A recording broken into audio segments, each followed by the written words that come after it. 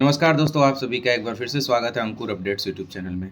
तो आप लोगों ने देखा कल देर रात यूपी पुलिस का जेटीसी लिस्ट जारी कर दिया गया है। जेटीसी लिस्ट का मतलब आप समझ रहे हो, टोटल 60,244 लोगों का उस लिस्ट में नाम होता है जिन लोगों को ट्रेनिंग पे बुलाना होता है। बट उसमें एक कंडीशन ये दिया हुआ है कि जिनका भी मेडिकल और चरित्र सत्यापन नहीं हुआ है उनको तुरंत में जेटीसी में नहीं बुलाया जाएगा। ये मैं अपनी भाषा में बोल रहा हूँ। तो इसका सिंपल सा मतलब ये है कि 60,244 लोगों में उन बच्चों का भी नाम है जिनका एफआईआर में नाम है, यानी कि जिनका पुलिस वेरिफिकेशन नहीं हो पाया है। तो इससे एक तो आपके चेहरे पे थोड़ा बहुत खुशी आना चाहिए कि चलो कम से कम हमारा नाम है, इसका मतलब हम आज नहीं तो कल ट्रेनिंग पे चले जाएंगे। आपका जो वेरिफिकेशन है वो एसपी स्तर से हो, डीएम साहब के स्तर से हो या फिर कोर्ट के स्तर से हो, लेकिन ये श्योरिटी है कि आप ट्रेनिंग पे ज़रूर जाओगे। थोड़ा बहुत आगे पीछे हो सकता है। तो किन जिलों का कहाँ गया, मतलब किन जिलों का ट्रेनिंग के लिए यानी कि जेटीसी के लिए किस किस जिलों में भेजा गया बच्चों को, ये मैं आपको दिखाने की कोशिश करता हूँ। तो सबसे पहले हम देखते हैं नोटिस, ठीक है, कि उसमें क्या क्या चीज़ें दी हुई हैं।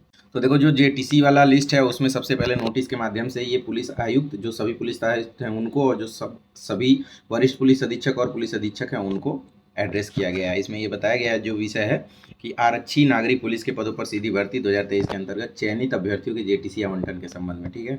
इसमें ध्यान से पढ़िएगा। कृपया उपयुक्त विषयक पुलिस महानिदेशक 2025 का संदर्भ ग्रहण करने का कष्ट करें, जिसके द्वारा आरक्षी नागरिक पुलिस के पदों पर इतने भर्ती अभ्यर्थियों का आपके कमिश्नरेट जनपद हेतु संख्यात्मक जेटीसी आवंटन किया गया है। मतलब ये सभी उन लोगों को जारी किया गया है क्योंकि उसमें बता दिया गया है कि किस जिलों में कितने कैंडिडेट को बुलाया गया है। अवगत कराना है कि उत्तर प्रदेश पुलिस भर्ती प्रोन्नति बोर्ड द्वारा आरक्षी नागरिक के अंतर्गत कुल इतने अभ्यर्थियों, जिसमें 48,196 पुरुष, 12,048 महिलाओं अभ्यर्थियों की गृह जनपदवार / नामवार सूची उत्तर प्रदेश पुलिस वेबसाइट पे प्रदर्शित की जा रही है। इस मुख्यालय के पत्र संख्या इतने में बताया गया है कि जेटीसी दिनांक 17 जून और जो आरटीसी है वो 21 जुलाई से प्रारंभ होना प्रस्तावित है। यह अंतिम जनपद आवंटन है जो केवल चरित्र सत्यापन और चिकित्सा परीक्षण में सफल अभ्यर्थियों के लिए ही प्रभावी होगा। इसका मतलब समझ गए कि जो लोग ऑलरेडी अपना चरित्र सत्यापन करा चुके हैं उन्हीं लोगों को बुलाया जाएगा। जिनका अभी थोड़ा डिले हो रहा है किसी भी कारणवश, उन्हें वेट करना पड़ सकता है। मैं अपनी भाषा में बता रहा हूँ, बाकी इसमें तो आप समझ ही सकते हो। तो अब ये जानना बहुत ज़रूरी हो गया है कि कितने लोगों को कहाँ कहाँ कैसे कैसे बुलाया गया।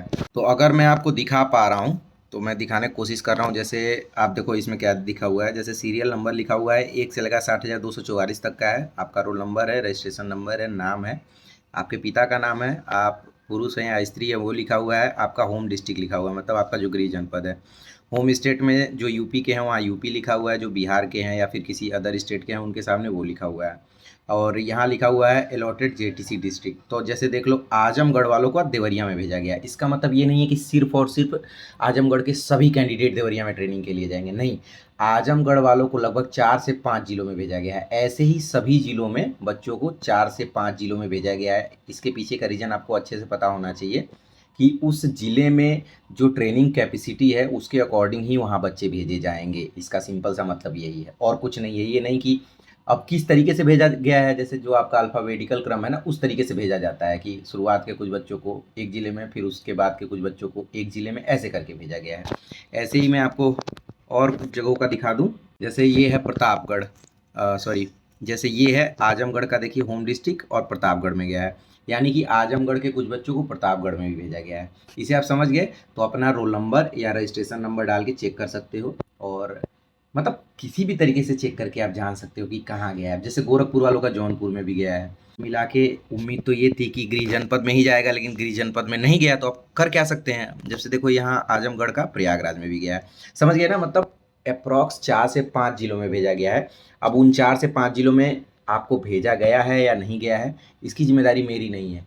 चलो ट्रेनिंग कर लेना यार। देखो हाँ, एक चीज़ मैं और आपको बता दूं कि जो इसके पहले भर्तियों में होता आया है, उसके पहले ये था कि जेटीसी जिस ज़िले में होता था उसी ज़िले में आपकी पोस्टिंग हो जाती थी। जैसे समझो, मान लो जेटीसी आपको भेजा गया आगरा में, तो आगरा में 1 महीना ट्रेनिंग करने के बाद आपको आरटीसी के लिए किसी और ज़िले में भेज दिया जाएगा, लेकिन उसके बाद जब आपकी पोस्टिंग करनी होगी तो आगरा के ही किसी थाने में हो जाएगा। समझ गए बात को। इस बारी भी वैसा ही होने की उम्मीद करिए, क्योंकि इतना संख्या ज़्यादा है और बार बार रूल बदलना मुझे नहीं लगता है कि पॉसिबल है। बार बार वो ऐसा करेंगे नहीं। हो सकता है कि जहाँ आपकी जेटीसी हो रही है वहीं आपकी आरटीसी भी करा दें, क्योंकि वही है ना कि इधर उधर करेंगे कैपेसिटी तो समस्या आएगी। मान लो कहीं 1000 बच्चे हैं, उनको कहीं भेज देंगे जहाँ 800 बच्चों की कैपेसिटी होगी तो दिक्कत होगी। क्योंकि पिछली बार ऐसा हुआ था, जैसे मान लो मेरे भाई का बाराबंकी में ट्रेनिंग जेटीसी हुआ, वहीं आरटीसी भी करा दिए, बदले नहीं हो। तो ऐसा बिल्कुल भी पॉसिबल है, ये नहीं कह सकते कि ऐसा पॉसिबल नहीं है। तो इसके लिए भी आप तैयार रहिएगा, लेकिन मैक्सिमम चांसेस यही हैं कि जो आप मतलब जिस ज़िले में जा रहे हो ट्रेनिंग करने के लिए, उसी ज़िले में आपको ट्रेनिंग के लिए, ट्रेनिंग होने के बाद पोस्टिंग कर दी जाएगी। ये बात समझ लीजिएगा। कुछ लोगों का चेंज भी हो सकता है, लेकिन मैक्सिमम के साथ यही होगा कि ये मैं जो पिछली भर्तियां हैं उसके आधार पे बता रहा हूँ। हाँ, एक चीज़ थोड़ा सा अनएक्सपेक्टेड था, मतलब अनएक्सपेक्टेड लगा कि कहा जा रहा था कि गृह जनपद में ही जेटीसी होगी, स्पेशली लड़कियों की तो होगी ही, लेकिन लड़कियों को भी दूसरे जिलों में भेजा गया है। तो मेन समस्या जो है वो यही थी कि अगर गृह जनपद में इनका जेटीसी करते हैं तो फिर बाद में इनकी पोस्टिंग के लिए तामझाम पालो। इससे बढ़िया वो सीधे पहले ही बता दिए भैया जहाँ ट्रेनिंग करोगे उसी ज़िले में आपकी पोस्टिंग हो जाएगी। मुझे तो यही लग रहा है इसी की वजह से ऐसा हुआ है, और कोई रीज़न नहीं है। और दूसरा एक रीज़न और हो सकता है, मतलब एक अंदाज़ा लगा रहा हूँ कि मान लो आप रहने वाले हो गोरखपुर या किसी भी ज़िले के रहने वाले हो, वहाँ की कैपेसिटी कम है और उस ज़िले में जो चयनित बच्चे हैं उनकी संख्या बहुत ज़्यादा है, तो कैसे सभी लोगों को गृह जनपद में करा देंगे। तो मेन सीन ये बन रहा है। ठीक है, तो थोड़ा सा दुख हुआ कि मतलब गृह जनपद में नहीं है। बाकी ठीक है यार, अब 100 150 200 किलोमीटर के रेंज में आपको भेजा। आप जैसे गोरखपुर वालों को जौनपुर भेजा, कितना दूर है, 130-40 किलोमीटर।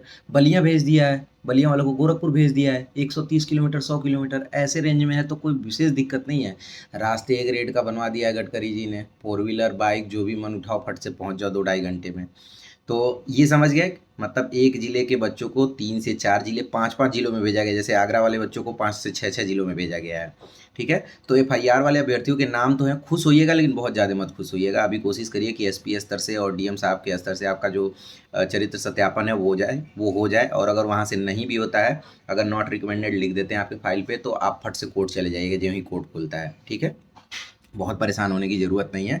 इसका मतलब ये है कि आपकी ज्वाइनिंग होगी। देखो भर्ती बोर्ड भी बहुत ज़्यादा या फिर पुलिस मुख्यालय बहुत ज़्यादा तामझाम में नहीं पढ़ना चाहता है। वो सीधे ये कहा भैया तुम्हारा लिस्ट है ज्वाइनिंग में, अब मैं तुम्हारा नाम उसमें लिख के भेज दे रहा हूँ, तुम अपना वेरिफिकेशन करा लो। हाँ, पैसे के चक्कर में बहुत ज़्यादा मत पड़िएगा। ऐसे समझ लीजिए बहुत जगहों से सूचना आ रही है कि डीएम साहब के यहाँ या फिर स्टेनो ज़्यादा पैसा मांग रहे हैं, 1 लाख 2 लाख रुपया, और कह रहे हैं कि मेरी गारंटी हो जाएगा। तुम ये बताओ, अगर नहीं होने लायक रहता तो कोई पैसा लेके कर देगा? बस मेरी बात समझना, नहीं होने लायक रहता तो पैसा लेके नहीं कर पाते, होने लायक है इसीलिए वो ऐसा कह रहे हैं। बाकी सब चीज़ें आपके ऊपर है भैया, हम गारंटी नहीं लेते हैं, लेकिन इतना पता है कि होने लायक है। अगर आप नहीं उनसे मिलते हो, नहीं मिठाई के लिए देते हो, तो 2-4 दिन फाइल आपकी आगे पीछे टरका सकते हैं, क्योंकि उनसे ऊपर डीएम साहब है ना। अगर ऐसा कुछ होगा तो पेश हो जाना कि साहब हमारा भेजे नहीं।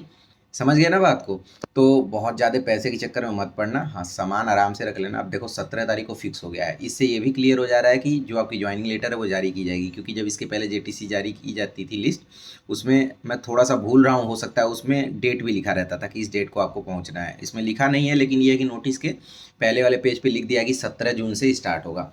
तो मैक्सिमम चांसेस हैं कि डाक के द्वारा आपके घर पहुँचे जो आपका ज्वाइनिंग लेटर है। और नहीं भी पहुँचता है तो जिस दिन जेटीसी स्टार्ट होगा यानी 21 जून को आप अपना बोरिया बिस्तर उठाइएगा, जिस ज़िले में आपको नामित किया गया है जेटीसी के लिए उस ज़िले में पहुँच जाइएगा फट से। अब ज्वाइनिंग लेटर आने के पीछे का रीज़न मैं इस वजह से बता रहा हूँ, जैसे मान लो बहुत सारे ज़िले ऐसे हैं जहाँ कई सेंटर बनाए गए हैं, कई मतलब जैसे किसी कॉलेज में बना दिया गया है, क्योंकि आपको पता है गर्मी की छुट्टी है, बहुत बड़े बड़े डिग्री कॉलेज इंटर कॉलेज है, वहाँ पे ट्रेनिंग 1 महीने का करा देंगे। तो हाँ, मतलब आरटीसी चेंज करेंगे ऑब्वियस है कि, क्योंकि स्कूल खुल जाएगा तो ऐसा नहीं कर सकते ना कि वहीं पे वो 9 महीने की ट्रेनिंग करा दें। तो जैसे कुछ पुलिस लाइन में बनाया गया है, कुछ पीएससी वाहिनी में बनाया गया है, तो कहाँ आदमी जाएगा? तो थोड़ा सा क्लियर होना चाहिए, तो इस वजह से आएगा। और इस बार गवर्नमेंट भी बहुत भव्य स्तर पे तैयारी कर रही है आपको ज्वाइनिंग लेटर देने के लिए, ठीक वैसे ही जैसे आरडब्ल्यूए ने दिया था बुला के। तो खैर उतना दावत तो नहीं हो पाएगी, लेकिन ये है कि आपको बुलाया जाएगा, ससम्मान आपको आपकी ज्वाइनिंग लेटर रिसीव कराई जाएगी। और उसके बाद आपको 17 जून को वहाँ पहुँचना रहेगा। बाकी टेंशन फ्री रहो, यहाँ तक पहुँच गए तो आगे भी पहुँच जाओगे। अब इतने दिनों तक बच के आपको रहना है, इतने दिनों तक लोग टारगेट करेंगे, तो जब तक भैया ज्वाइनिंग ना कर लो तब तक बहुत ज़्यादा दिखावा की कोशिश मत करो। जिनकी पटीदारी बहुत हैवी लेवल की नहीं है वो तो कर सकते हैं, पुलिस आगे लिखवा लें गाड़ी पे, और या सर पे लिखवा के घूमे, पीठ पे लिखवा के घूमे, कोई दिक्कत नहीं है। लेकिन जो जलने वाले हैं भैया, ये ध्यान रखना, एक से एक पड़े हुए हैं, टोना टोटका तक करवा देते हैं, तो भाई दूर रहो थोड़ा सा, 1 आध महीना और बाहर काट लो, उसके बाद तो चीज़ें आपके कंट्रोल में आ जाएंगी।